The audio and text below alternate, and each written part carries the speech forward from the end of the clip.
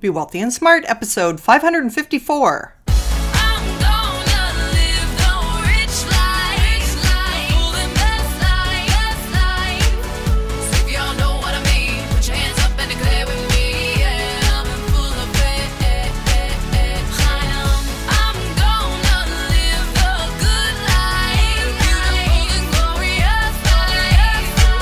Step into a world of wealth and financial freedom without budgets, boredom, or bosses on Be Wealthy and Smart.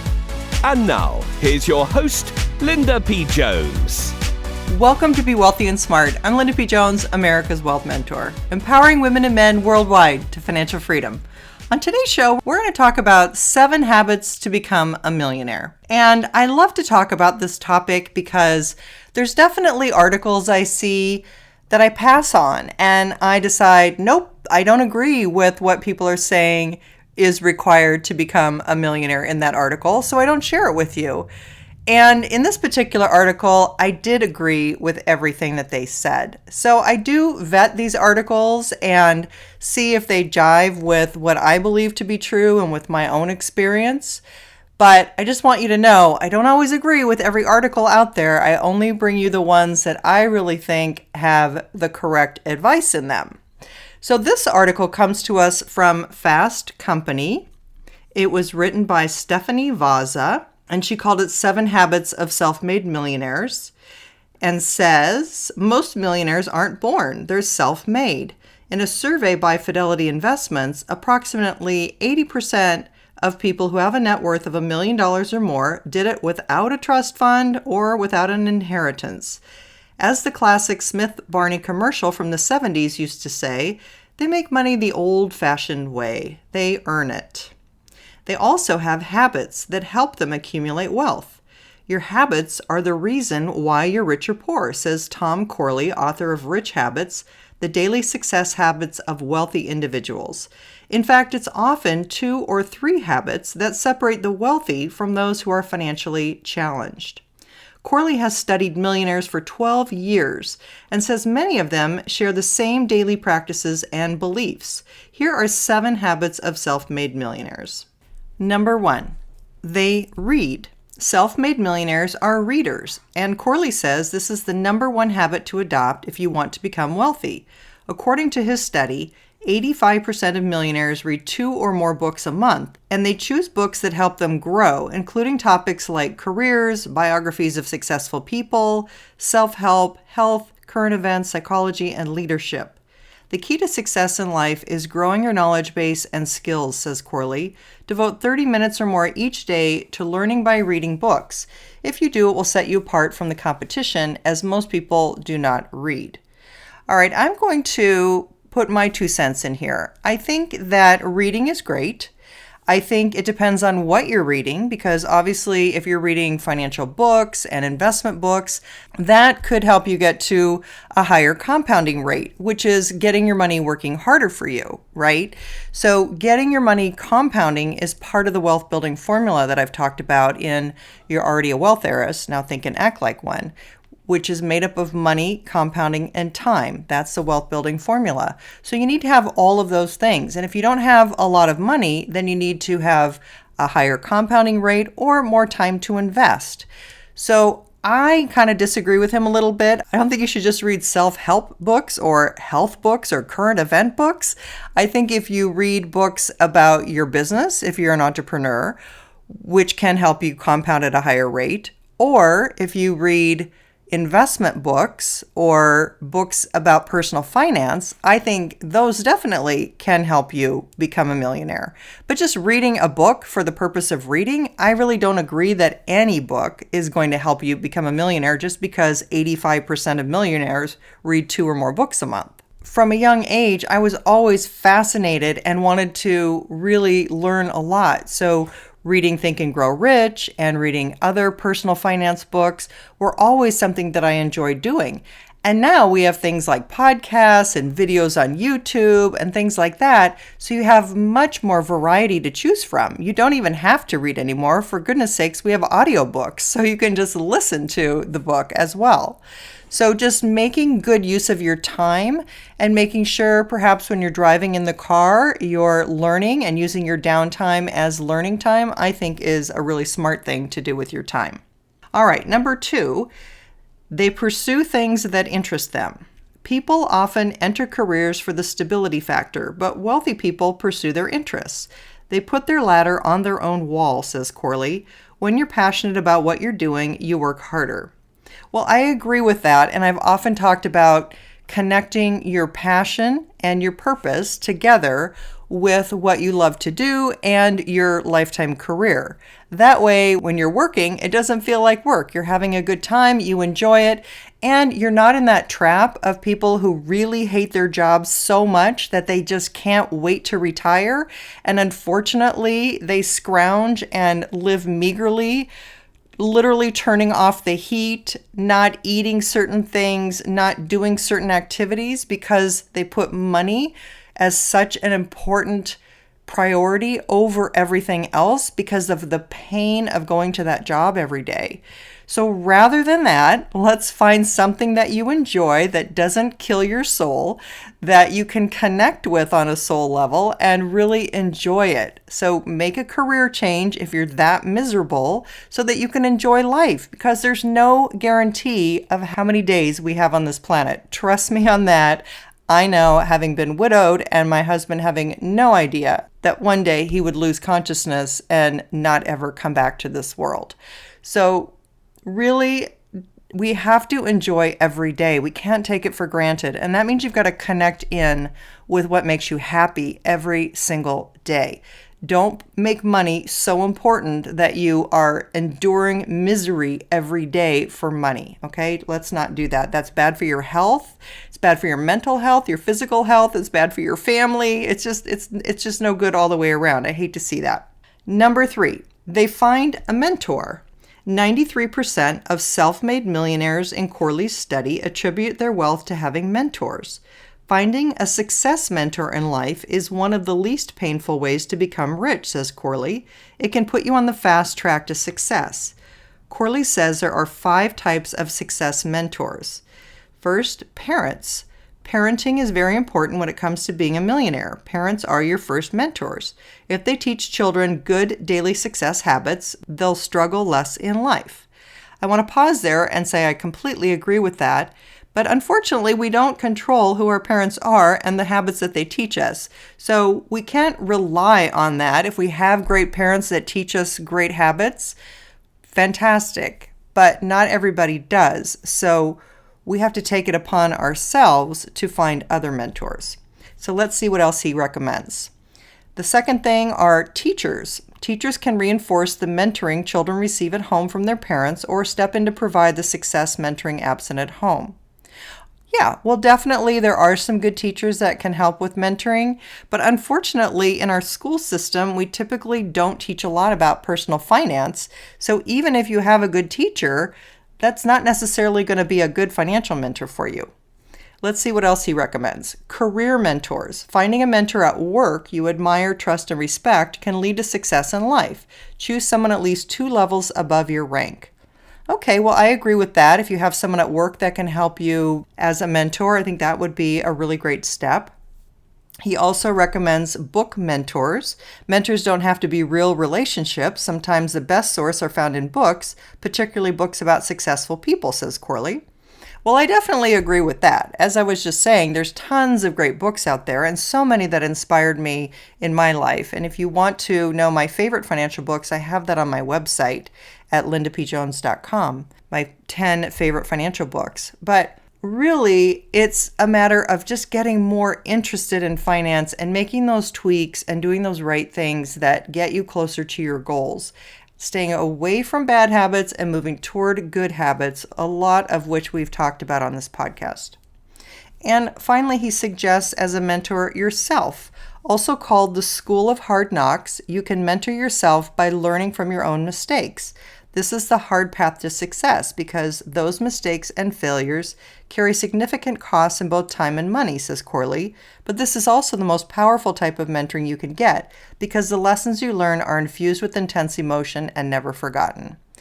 Well, absolutely. I mean, ultimately, it's up to each one of us what we learn and how we put those things into practice. So, by listening to a podcast like this, or reading my book, or listening to other podcasts, other books, those are all positive things that you're doing. You're getting more information, more facts, you're educating yourself, and that's something that's super important. I did write a little bit about finding a mentor and how to find a mentor in You're Already a Wealth Heiress, so I'll share that with you. This isn't the whole chapter, but I just thought I would share a little bit, a short paragraph. It says, some people think a mentor is someone you need to meet with in person on a regular basis.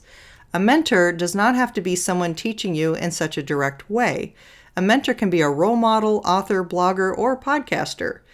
The crucial thing is to find a mentor who has achieved what you want to accomplish. If you want to be an amazing business person, find a successful entrepreneur, read their book, listen to their podcast, and watch their videos. Let the success that other people have inspire you that you can do it. Warren Buffett said, the most important investment you can make is in yourself. I completely agree with that. Finding a mentor is part of making the investment in you. It needn't be a large investment, even a book is enough, but you need to start getting a financial education. So that was just a little bit from You're Already a Wealth Heiress, because people do ask me, how do you find a mentor? And I think it's really important that you do find someone who has accomplished what it is you want to accomplish. Back to the article, the fourth habit of millionaires is they use dreams to set goals. Before millionaires identify goals, they do something that Corley calls dream setting. They write down what their ideal life would look like, then use this script to create a bullet point list of dreams. Goals are then built around each dream. Think of dreams as a ladder and the rungs are your goals, he says. Ask yourself, what would I need to do in order for each wish or dream to come true? Am I capable of performing those activities? And do I have the necessary skills and knowledge? Then take action. Well, I want to pause for a moment and say, I think he's trying to say this is a part of mindset. And yes, you're getting a vision for yourself, but there's more to this, and it involves getting belief around what it is that you want and that you can accomplish what it is you want.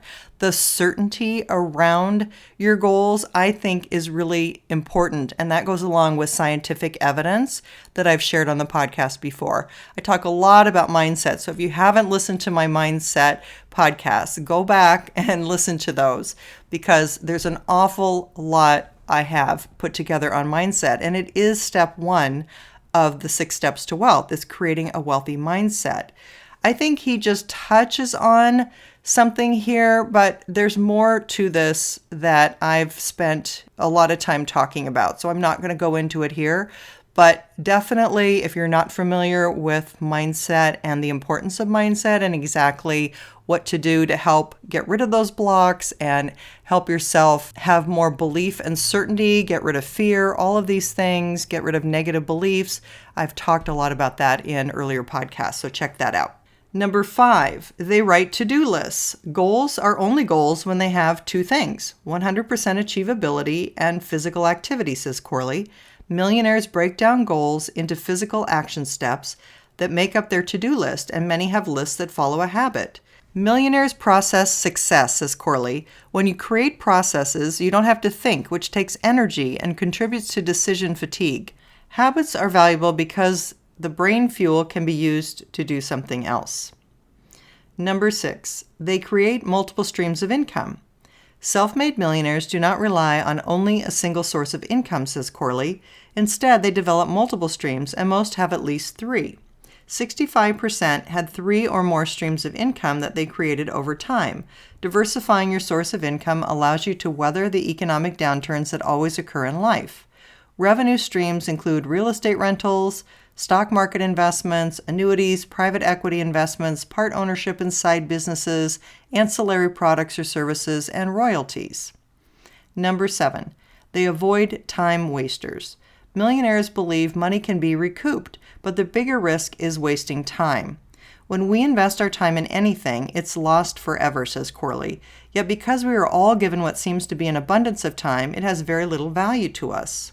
67% of the self-made millionaires in Corley's study watch less than an hour of TV each day, and 63% spend less than an hour a day on the internet in activities such as Facebook or watching YouTube videos. This freed up time for them to pursue their dreams, goals, read, learn, exercise, volunteer, and network, he said. End of article. Well, I think you can learn things on YouTube. I think there's some good personal finance videos on YouTube. I mean, there's every topic on YouTube. So I think there's lots of great stuff there. I think certainly podcasts and, of course, books and audiobooks, all of these things. There's never been more information about personal finance that's available for free ever in history than there is right now. So there's no shortage of sources. It's just a matter of listening to who you want to listen to, finding the right mentor, and tuning into them, which is why you're here, I hope, because that's what I'm trying to help you do, is be your mentor and help you get the short path to become a millionaire or become financially free or whatever your goal is. But I really think that this article missed the real heart of wealth building, which is always compounding. It's always getting your money to work harder for you. This is one thing that I think personal finance doesn't talk enough about, is just thinking about compounding and getting more comfortable with it. So I want to read you something from You're Already a Wealth Heiress that really shows the power of compounding, because when I heard this example, it stuck with me my entire life. And I was reading a book by Mark O. Haroldson that was written a long time ago. It's an old classic book, and he was a real estate investor. In that book, he gave an example of compounding that really stuck with me. And so I want to share this with you because I put it in my book. So it says, I'd like to share another exercise about compounding from one of my favorite real estate authors, Mark O. Haroldson. He gives you an option of having either 1 penny per day compounded at 100% for 35 days or $1,000 per day for 35 days. Obviously, with the penny, we're going to start out really slow. After 8 days, we have $2.55 for the penny compounded at 100%, versus $8,000 for the $1,000 per day. So just to be clear, we're compounding at 100% on the penny, and we're just adding $1,000 a day on the other example. After 16 days, the $1,000 per day is now worth $16,000, and the penny compounded at 100% 16 times is now worth $652.80. So it still looks like that $1,000 a day might be the better deal, right? Well, now we move ahead to 24 days, and the story changes. We have $24,000 for the $1,000 per day for 24 days, but our little penny has grown to $166,402 in 24 days.